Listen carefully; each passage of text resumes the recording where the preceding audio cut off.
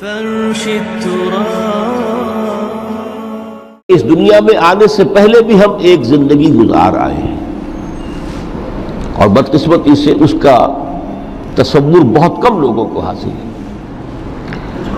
اور عہد حاضر کے جو ریشنلسٹ قسم کے عقلیت زدہ میں کہتا ہوں انہیں، یا عقلیت گزیدہ، عقلیت سے ڈسے ہوئے لوگ، وہ ان چیزوں سے اباع کرتے ہیں، دور بھاگتے ہیں.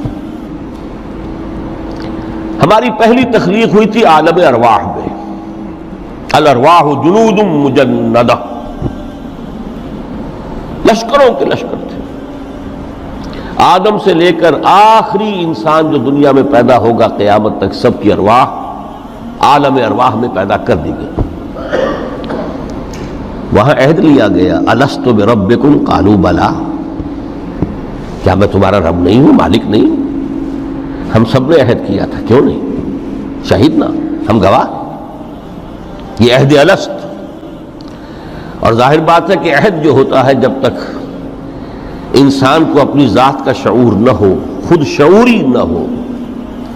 آپ دنیا میں معاہدہ کرتے ہیں تو کہتے ہیں کہ بقائمی ہوش و حواس میں یہ عہد کر رہا ہوں، معاہدہ کر رہا ہوں. تو ظاہر بات ہے کہ اس وقت ہم تھے اور ہوش و حواس کے ساتھ تھے، خود شعوری کے ساتھ تھے، لیکن صرف ارواح تھی، جسد نہیں تھے.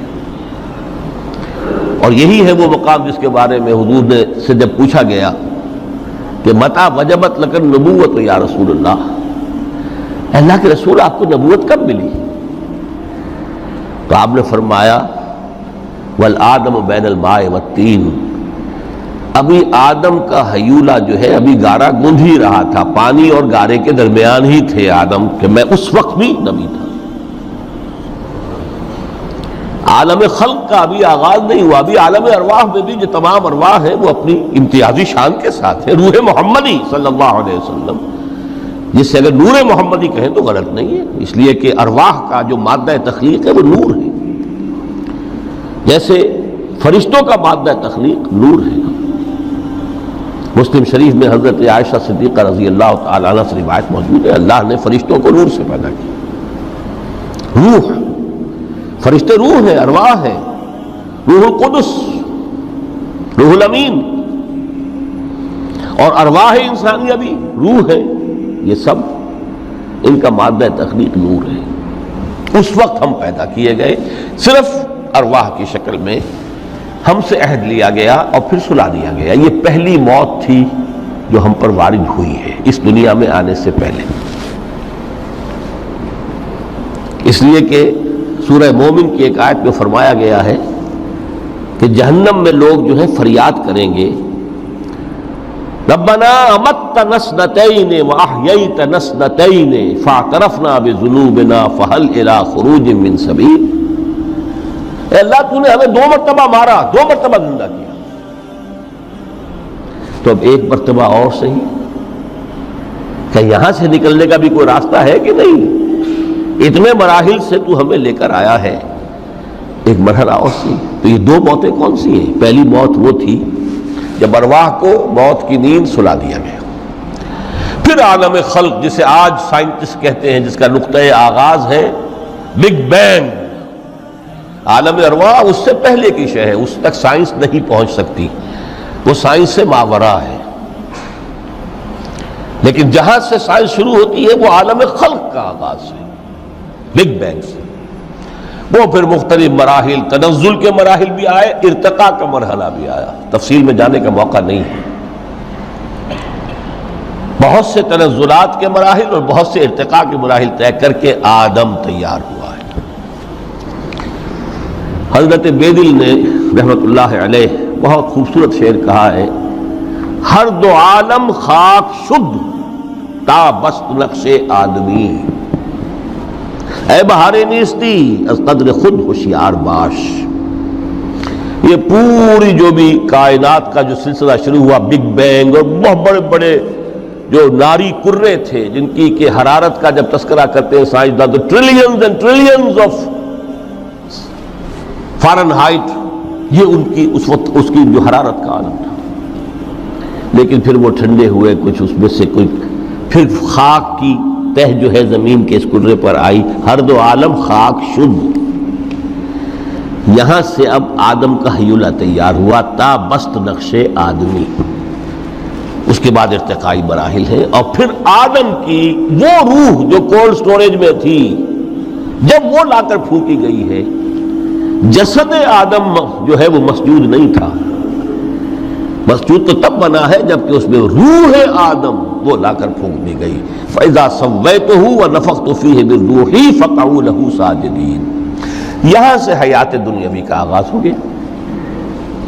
پھر وہ سلسلہ تناسل ہے، آدم اور حوا کی نسل میں سے ہر بچہ 4 ماہ کے بعد جب اس کا ایک حیولہ رحم مادر میں تیار ہو جاتا ہے، حدیث ہے متفق علیہ عبداللہ ابن مسعود سے رضی اللہ تعالی عنہ، اور جس کے اندر آغاز میں وہ کہتے ہیں کہ حضور نے ہمیں یہ بتایا وَهُوَ الصَّادِقُ الْمَصْدُوقُ، دیکھنا تم کہیں شک میں نہ پڑ جانا، محمد کون ہے؟ الصادق المصدوق، جو سچے ہیں جن کی سچائی کی اللہ گواہی دیتا ہے،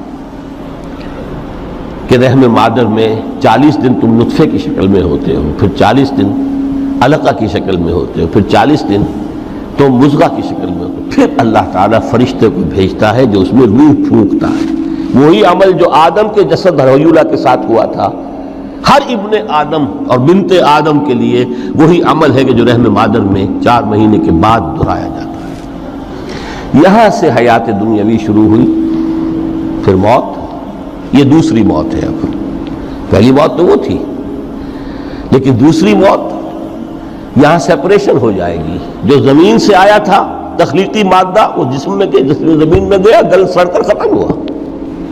جو وہاں سے روح آئی تھی وہ اس زمینی وجود کا جو لب لباب ہے، جان نفس، اس کو لے کر اپنے ساتھ، اور وہ جائے گی عالم بالا کو۔ پھر یہ ایک وقفہ ہے، پھر بعد بعد الموت ہے۔ تو احیاء بھی 2 ہو گئے، ایک مرتبہ پہلی موت کے بعد زندہ کیا اس عالم میں، آنکھ کھلی اس عالم میں ہماری، یہ پہلا احیاء تھا۔